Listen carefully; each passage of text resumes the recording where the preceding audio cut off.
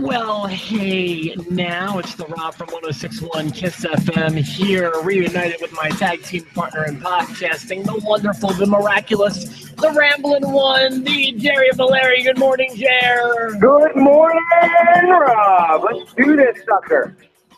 Post to Post needed a hero, and Jerry Valeri was the hero that Post to Post needed. Have you seen Lego Batman movie yet? No, I saw a trailer, though. Brittany dragged me to see 50 Shades Darker. Ugh. Ugh. And that's why women shouldn't be allowed to read porn. Boy, those movies are bad. Have you seen either one of them? No. Fortunately, Kelly's not into those books at all. Yeah. It's about S&M, right? I mean, it's just a very, very dull movie about sex. I mean, I'm just like, if you like these movies so much, I should show you real porn. Yeah, you might really get into some real porn. Yeah, you should see like the real stuff. It's way cooler than this. And it gets to it. I mean, like, you don't have to muddle through any dumb storylines or anything. Okay, it's just she orders pizza, the pizza guy comes, and then she doesn't have enough to tip him, and then now we're moving. And then the pizza guy comes again, and everyone's happy. Everybody's happy as a clam. Literally, yeah. So, I had a very busy morning. We had a show broadcast from a location here in Evansville, not in the studio. So I don't have my notes. My notes are still on my phone, so bear with me. All right. Well, and I'm running a little loose in my brain. I watched a little bit last night, like a minute of it, and then I saw the opening, and then I caught up this morning because yesterday was my wife's birthday, so we were doing birthday stuff. Yeah, that's right. Happy birthday, Kelly. Happy birthday. So hopefully she's not watching because she has sometimes been on the receiving end of some quirks. No, I spent a whole podcast one day talking about the different finishing moves I'd like to do on her. And let's hope she doesn't go back and find the archives of that broadcast. I thought Raw was very bland. Mm-hmm. Like, for example, normally I like to title our post to post with like a big thing that we'll be talking about, you know? Right. And I didn't know what to call this one because I don't know what the most exciting thing of the show was last night. And not because there were so many exciting things, because there really wasn't that much exciting. Yeah, last week we could have done one of two, Bayley winning the championship or Jericho KO breaking up. Yeah, right. And this week, what did you just do, like the main event, like Big Show versus Braun Strowman? That was what I was going to do, and then I just decided to do like 220-17 Raw in 30 minutes, and because that's what we talk. I mean, you know, so I didn't think that how much we're going to talk about Strowman and Big Show. No, anything that really stood out to me. Like, I liked the Kevin Owens promo in the beginning. I like that Jericho didn't show up to interrupt it. I like that Jericho's probably going to remain pretty quiet until we get to Fastlane. I think we don't see him till Fastlane. We didn't see Jericho at all last night, did we? I don't think we're going to. I think that we saw him get carted into a hospital gurney and do an ambulance, and I don't think we see him either till Fastlane or the go-home show before Fastlane. I'm definitely cool with that. And I want to say that I did like how much importance they put on that segment this week. I usually don't like all of the recaps, but that got mentioned a ton, as it should have. That was a major moment last week. Yeah, and they produced it really well at the beginning. I like when Raw does that, like last week on Raw kind of thing, and they just showed you that. And then it goes right to Kevin Owens, who's already in the ring, ready to cut what I thought was a very good promo for a very difficult crowd. Agreed. And, I mean, once they start with the whats, I'm like, oh, God, we're going to do this again. Did he get whatted? He started to get whatted. And then if you ever notice, Kevin Owens, when he starts to get whatted, as soon as it happens, he changes the cadence with which he speaks, and he blows them up. And then he ruins two of them, and then they stop. Every time. Yeah. Some people literally aren't capable of doing that. He's a pro. Because if you stop at the end of every sentence, they drop the what on you. And I hate Stone Cold Steve Austin for ever introducing the world to that chant. Yeah. I'm trying to figure out how much I blame him and how much I blame stupid wrestling fans. Yeah. Because a lot of us are stupid, man. I thought he cut a good promo. I loved how he tied it into Goldberg and watching Goldberg and how he's strategizing. Like, I like that. Like, he says, I'm not going to Goldberg. I'm not going to get run over by you, Goldberg. I'm going to outsmart you. I'm going to make you have a long match, and you can't do that. Yeah, I agree. I thought the promo at the beginning was very effective. It was unique and different, and I liked the spotlight feel. I mean, I'm sure it's not the first time it's been done, but it was fresh enough that it didn't strike me as dated or cliche. He did a good job with it. I thought that when they would do these extreme close-ups on his face, not only was it effective, but he reminded me of Harley Race, just kind of physically, but with his presence. Like, he's got kind of that brawler type style. He's got the chops on his face. Like, I don't know. He had a very Harley Race like vibe to me in a good way. He's known for being mean, and he's finally getting mean again. Yeah, and then one thing I loved was, because my note in my phone originally said, wow, it was all Goldberg and zero Jericho. And then he mentions Jericho and says nothing, as if that's the insult. And I like that little cherry on top. Like, this was, like, all I'm focused on now is Goldberg. Jericho's nothing now. Yeah, as for Chris Jericho, drop the mic. Right, yeah. Is that how he worded it? That's how that's how he did it. And he started the whole promo with a big tease. He's like, everybody wants to know why. And then it's like, why are you fighting Goldberg? It had nothing to do. No, everyone wanted to know why you turned on Jericho, you dummy. But and he knows that. It was a good promo. I thought, while a bland Raw, there was more for me to like than dislike. Like, I thought it was a solid Raw. I enjoyed the tag stuff. I enjoyed Enzo and Cass and Cesaro and Sheamus. I was happy Enzo and Cass are going to the pay-per-view because I feel like they need to get back on track. They really do. They're turning into just hype men, and I'd like to see them get a bit of a run here. Unfortunately, they're going up against tag champs that are being wildly devalued. I don't understand this. How does that Roman Reigns 2-on-1 thing help anybody but Roman Reigns? Oh, well, okay. I had several different places we can go from this because there was a few things that they did well last night and a few things that they didn't do well. For starters, so we had the Roman Reigns thing with Gallows and Anderson. Was this not the same match we saw the week before? Yeah, and just another opportunity for – and same ending pretty much too. So it's another opportunity for Reigns to look unbeatable. Great. So we had Roman Reigns versus Gallows and Anderson again. Okay, we've got Bailey and Charlotte again. Okay, or Sasha Banks and Charlotte. Oh yeah, what's it? Yeah, I'm sorry, Sasha Banks and Charlotte. Thank you. I'm trying to. I usually transfer the notes from my phone to a document, but I didn't have time to today, and I apologize for that. So we had that, and then we have there was another one. Give me a second. Oh, Zayn and Owens. I know it didn't really happen, but it's like. Have we? And I'm not really complaining because that's at least a feud I care about or a match I care about. But like, come on, do people see what I'm saying yet? Yeah, but that one didn't bother me because that had a story other than the match. Yeah. That wasn't about Zayn and Owens. That was about Zayn and Samoa Joe. I know. I'm getting real frustrated with it. I'm just getting real frustrated with it, man. It's just wearing me out. This was my big complaints, amongst other things, about the brand extension and why it's just the draft wasn't necessary.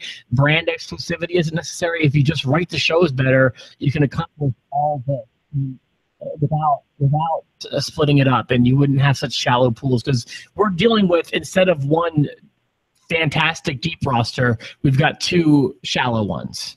Right, because it would be a fantastic deep roster, but then I think they worry that some guys that are being main eventers, like Bray Wyatt wouldn't be champion right now if it was all one roster. Well, it's because there'd only be one champion. Yeah. Which to me is not a problem. I just don't see. I don't see some guys elevating and getting the pushes. Like we wouldn't be enjoying. But you're someone like the Miz as much. You know what I mean? But you're only taking half of my statement because you're right. Before the draft, we would not be enjoying people like the Miz as much. But the other half of my statement was if they would just write better and stricter, and you can have every angle you have now, giving the same amount of guys the same amount of visibility week to week to week if you write the shows stricter.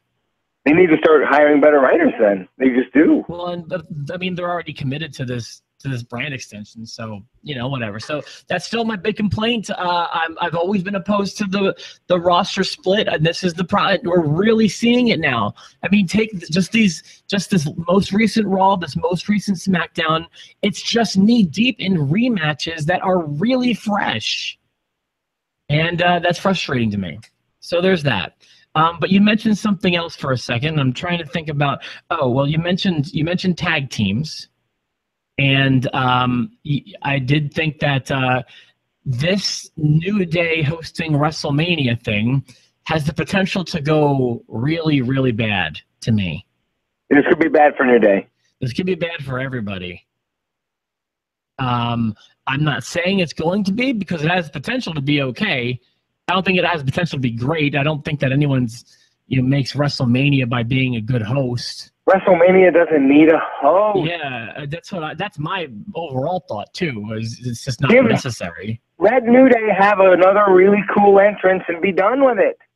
Yeah, or they don't need, if they don't need to be on the show, they don't need to be on the show. That's okay too. That's okay. They had a huge year too. I'm not even saying that they're doing a bad job. I'm just saying you don't need. Maybe not everyone needs to be on the show, but when you give them time to go and be funny, sometimes they're funny and sometimes they just bombed me. I predict it's going to be Bomb City at WrestleMania. If they're given too much time, that's when they bomb, dude. I know. And now it could be broken up into short spurts, between matches and stuff, and they might do better at that stuff, but I'm concerned about this. I'll just say that. And this comes from two people that love the New Day, and you had them on your show, and I know you're a huge fan. Absolutely. Absolutely. I'm a big fan. We want them to do well. There was, speaking of doing well, I thought that, I don't know if the wrestling community had the same vibe about this, but I thought that the Neville Gallagher promo was fantastic last night. I loved it. That was the one note I had, was that Gallagher really is making himself a player. Neville is already a star in that division, but Gallagher's he's such a standout. His promos are great. He's great. Well, what I thought was so great about it was it really exhibited who their characters are. And let me say what I mean by that. So they're out there. Gallagher, he's doing his whole kind of gimmick, and he's talking a lot, and he signs the contract. And then Neville comes out, and he immediately wastes no time, just puts his signature on the contract and leaves. And that was so effective.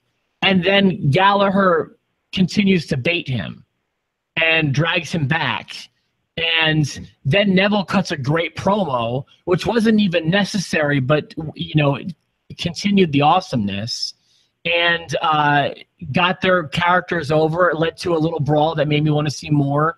And it did what a promo was supposed to do. It made me invested in their characters, and it made me invested in their feud, and it made me excited to see them wrestle at a later date. Yeah, Gallagher, I think, is going to put on a very good match, and I think he's going to have a very good career. This isn't his time. This is Neville's time, but he's going to look good at the end of this. Oh, I think this might be Gallagher's time. I'm not saying he's going to win at the pay-per-view, but I'm saying this is probably his time. Well, I'm just saying I don't think he's going to win at the pay-per-view. I think that Neville's going to keep the belt for a little bit longer, but I do think that Gallagher is showing that he belongs. And just the insults that he hurled at Gallagher were the right insults. It wasn't like, you suck and I'm going to beat you. It's like, you're the guy giving us Europeans a bad name. You're a caricature. You're a cartoon. Yeah, those were the right things to say. And when Gallagher's like, I was raised this way. The mustache doesn't come off at night. I love that too. Yeah, they were both doing the right things, saying the right things. And I can't think of a non-wrestling cruiser, or here, I'll even say this. I can't think of a better cruiserweight segment since they've been on Raw than that one. That was so effective to me. Just great. Time to lose the purple ropes, though. Yeah, there's that too. What else do I have from last I mean, night? they really want it to seem like its own show. They even have Austin Aries come out for it. Like it's like their own thing inside of Raw, which is kind of weird. Yeah, I agree. It's still on an island, and it shouldn't be. Stop isolating them. You know. I thought that. Well, we always shout out the jobbers, but I had a genuine thought about the jobber last night. Her name was, I believe, Sarah Pierce.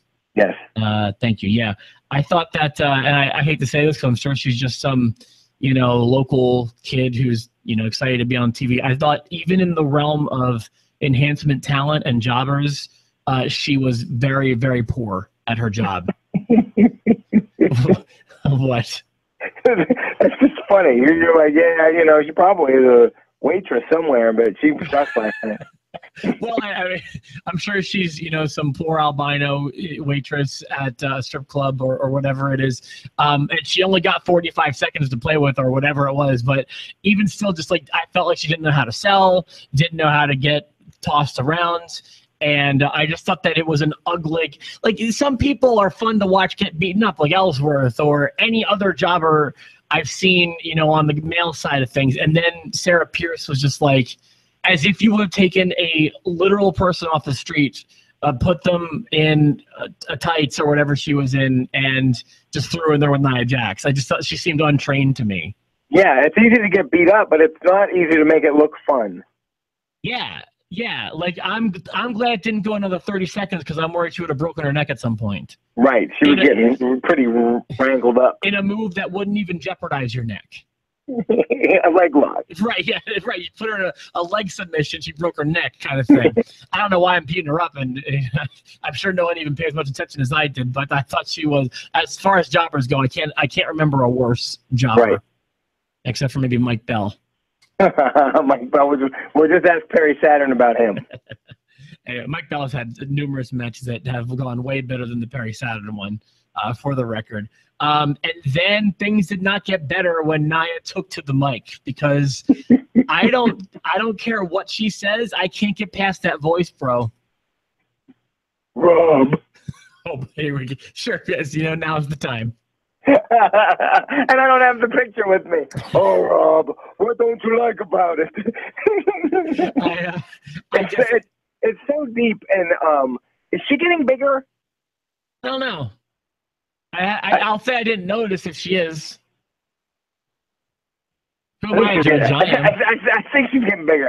Either that or like her armor is bigger. Like maybe it's just because she wrestled Powder last night.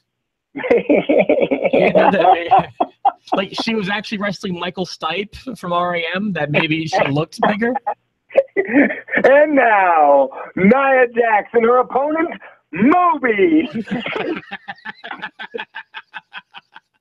Yeah, exactly. So that could have been the issue, So anyway, Rob. It just she's got just like am I wrong about this? No, when's she gonna get her title shot though? There's no room for her, but I know she wants it. Yeah, I don't know the answer to that one. Here, I do. WrestleMania. She's going to be in a 4-woman match. I can just feel it. Yeah. Everyone's talking about it. I know you're not, you don't go to the news sites as much as I do, but I've always been hearing just the 4 people on Raw: Sasha, Charlotte, Nia, and Bayley. It's just this is such a mistake. And watch Bayley not be the champ at WrestleMania. Yeah, or watch her retain, and you'd be saying the whole time, it should have been her WrestleMania moment. Which exactly. They just wasted it. I just see Charlotte beating her at Fastlane now because Charlotte doesn't lose at pay-per-views, and then Charlotte will be what, 5-time? I think that's right. Oh my God, she's gonna have as many as Booker T. It's just crazy. This is why I can't live in the new millennium, man. Know what I mean? Yep. So you never commented on the Reigns and Gallows and Anderson thing. Do you think that's a booking mistake, weakening the tag team champs? Yeah, and I'm not positive it's getting Roman Reigns anywhere. If they waste all of this equity on Braun Strowman that they've invested in him, if they build him up to be a monster just so he can lose to Roman Reigns at Fastlane, I'm going to be disappointed. Okay, yeah, that would be a mistake because they have put so much investment into Braun Strowman that, yeah, I don't know how. But Strowman keeps getting the upper hand on Reigns. So, like, at some point, they're going to let Reigns get a win, and it's going to come at Fastlane, and it's going to be a mistake. Well, I don't know what's going to happen at Fastlane. I haven't really thought, like, because you were talking about Neville and Gallagher earlier, and how you think Neville is locked in, and you've already decided that Bayley's going to lose to Charlotte at Fastlane, and I'm over here like I haven't even given this any thought yet. Oh, I'm ready to lock in on a couple of them. I won't until that day, but I'm. Oh, sorry. Considering it. I was going to say, I'll be honest with you. I was ready to lock in on Goldberg over Owens. But Owens got me thinking on Monday, to be honest, or last night, to be honest. Now I'm not so sure. Who knows? By the way, sometimes I give people little assignments, and there was a really funny moment that you kind of needed to DVR and, like, rewind. But at the tail end of the women's segment, right after the match, as the match is ending, Bayley's on commentary. Charlotte and Sasha are going at it in the ring. So Dana Brooke does a run-in. And, oh, my God, you have to watch her literal run-in because she's trying to sprint slowly because I guess either Bayley was not fast enough or the ramp was not long enough or she was going too fast. It is, Jerry, I watched it 5 times last night. It's so funny. Is it kind of like when you're driving in a parking lot and someone walks out in front of your car and then they want to make it look like they're hurrying to get by, but they're not really running? They give you this move, It's kind of like that. You just have to when you watch her walk to the ring on Raw last night, you just know wrestling's not real. You just know she's not being real. She's acting. And I encourage everyone to watch that. Maybe I'll even try to find it and put it in the comments on the Post Show again because I'm telling you it's funny. I'm telling you, you will laugh. I'm running, baby. So just check out the tail end of the women's match for a good laugh if anybody wants one. She needed one of those carts from the Royal Rumble to take her down to the ring. But moving like so slowly. Yeah, absolutely. That's great. Needs to be like littered with banana peels like in Mario Kart where she just keeps getting, slicked out. I have a few more notes here. What do I have? Something that was interesting. We had a lot of wrestlers die this week. Yeah, I want to talk about that on Thursday's episode if we could, because a lot of times we need stuff to talk about on Thursday episodes. And let's talk about the wrestlers we lost over the past week and a half. Okay. Do you want to talk about the Hall of Fame at all? Oh. Do you like how it's shaping up? This is becoming like the best class straight from my heart. Yes, I do. I am loving it very much. Yeah, Kurt Angle's a big one, and DDP makes me really happy. Kurt Angle. Teddy Long doesn't move my needle, but yeah, I agree. In fact, I was talking with a friend. I'm not positive Teddy Long has a Hall of Fame worthy career. He's certain he doesn't, and I'm on the fence about it. But Kurt Angle is literally, in my opinion, the best wrestler not in the Hall of Fame. I love that this could probably lead to, I'll say, several WWE matches in the future. My only complaint is I still think he's a little young. I want wrestlers to be several years removed from their last match before they get inducted personally. Yeah, I want him to be done. He's not done yet. Like DDP is done. And even if he has like another match or two or appears in a Royal Rumble, like whatever, DDP's retired. Yes. And not only that, DDP is, in my opinion, beyond Hall of Fame worthy. So he's a great choice. And the Rock and Roll Express, also Hall of Fame worthy. I don't know as much about them as a lot of our viewers probably do. I grew up. I was afraid you weren't going to like them. I always liked them, but I remember you weren't a big Freebird guy, so I just didn't know if you didn't like that era of tag team or what the deal was. I just haven't been exposed to them as much as I wish I was. There's a collection of them on on the WWE network that you might enjoy. I'll have to check that out because every time I see them, I think that they're great, and my friends are always telling me that they're great, and I just wish I had more exposure to them. Unlike the Freebirds, who I haven't had a lot of exposure to and don't like. Yeah. You know, so there's that, and then other rumored names that, you know, I'm not sure we have time to discuss, but the other rumored names I've been hearing, I'm okay with too with this class. So I'm loving this Hall of Fame class. Talk about one rumored name. I haven't heard any. Okay. Mike Rotundo, IRS. Okay, that'd be great. Would you have Bray Wyatt induct him? Probably. Yeah. Probably. I would be okay with Mike Rotundo, wouldn't you? I mean, yes and no. They're gonna start putting. I mean, they put a lot of people in. They're gonna start putting all the big cartoon characters from the '80s in. Yeah, well, that's the thing. It's like I feel like everybody gets in. Like if Coco's in, IRS should be in. Right. But I'm not sure Coco and IRS should be in. I don't mind IRS. IRS doesn't make as much sense. His best work was done with $1 Million Man, but still, when people think of $1 Million Man, they don't think of Money Inc. They think of the $1 Million Man doing his own thing with Virgil. Gotta be honest with you, when I was a young wrestling fan, there was like a good year where I kind of thought it was real, or at least something like that. And then there was a several year period where I knew it wasn't real, but I didn't know what was going on. And followed by, you know, I got smartened up and learned how it all worked. So for those years where I didn't know what was going on or I thought it was real, it was him and Owen Hart were my least favorite wrestlers. And I feel like there's something to be said for that, as in he was a good heel. I'm not positive if that's what it is. With Owen, it was. Owen, I know we disagree about Owen.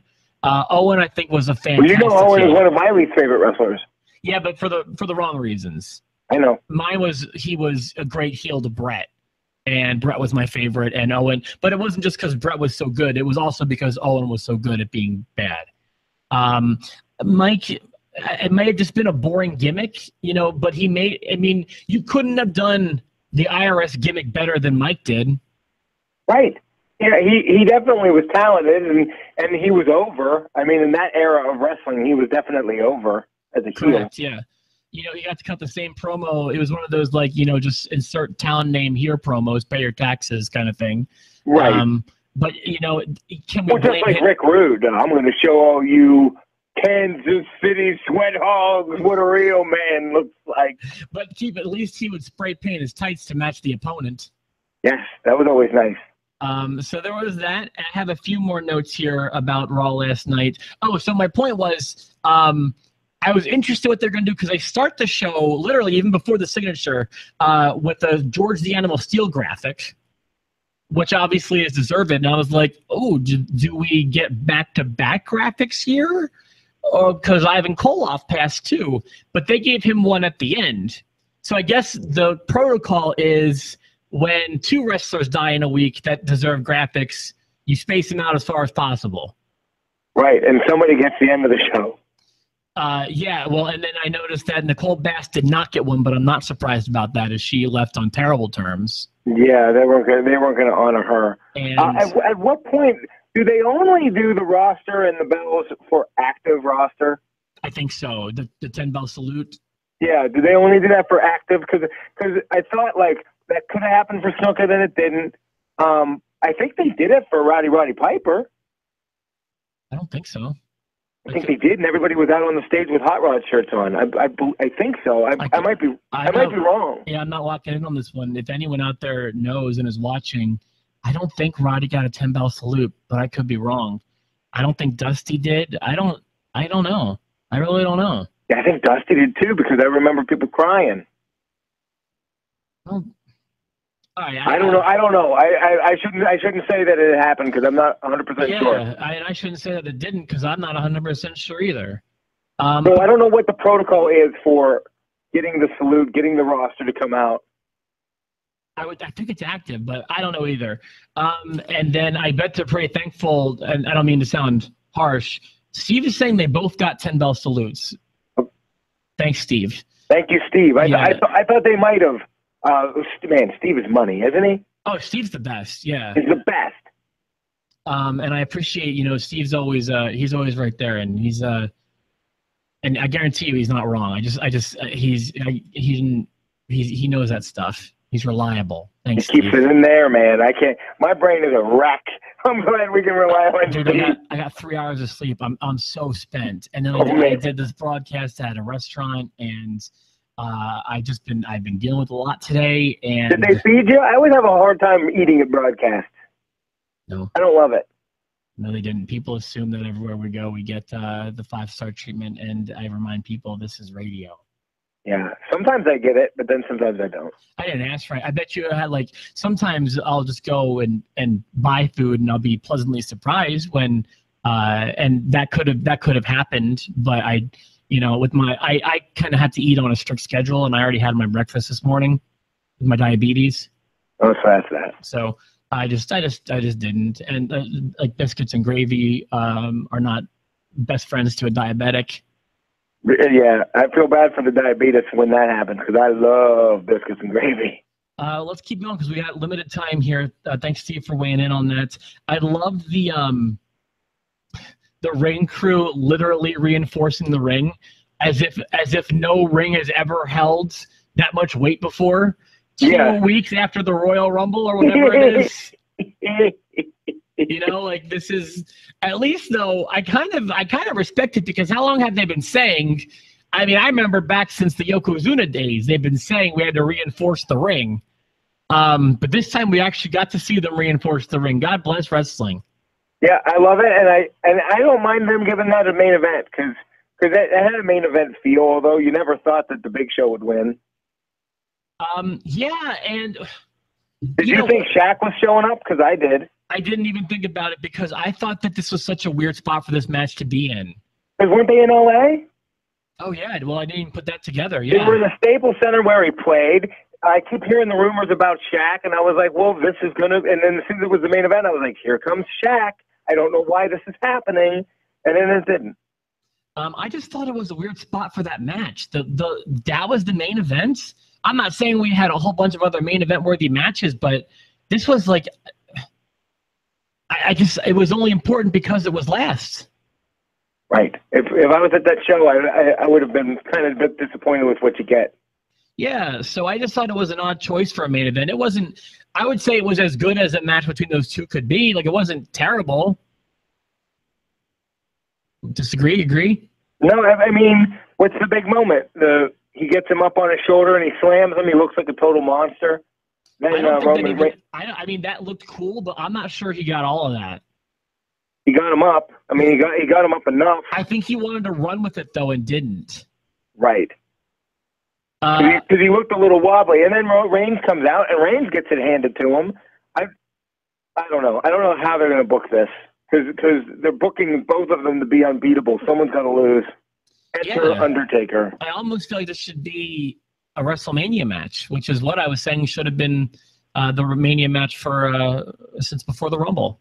And maybe it will. Maybe these two will just kill each other and then there'll be no finish at Fastlane. Man, I could talk to you all day, but I got to scoot. Man. I got to play the music. That sucks. Getting played off. I appreciate you talking to me, man. Thank you. Hey, love it. Every week. Thursday, then? Thursday, let's talk about SmackDown, and let's talk about the wrestlers we lost. We'll open up to 4 because some guys I have more fun memories of than others. But we'll talk about Chavo Guerrero Sr. We'll talk about George Steele, Nicole Bass, and Ivan Koloff, as well as SmackDown stuff and anyone who happens to die over the next 2 days. Right. I met Nicole Bass once, by the way. Did you?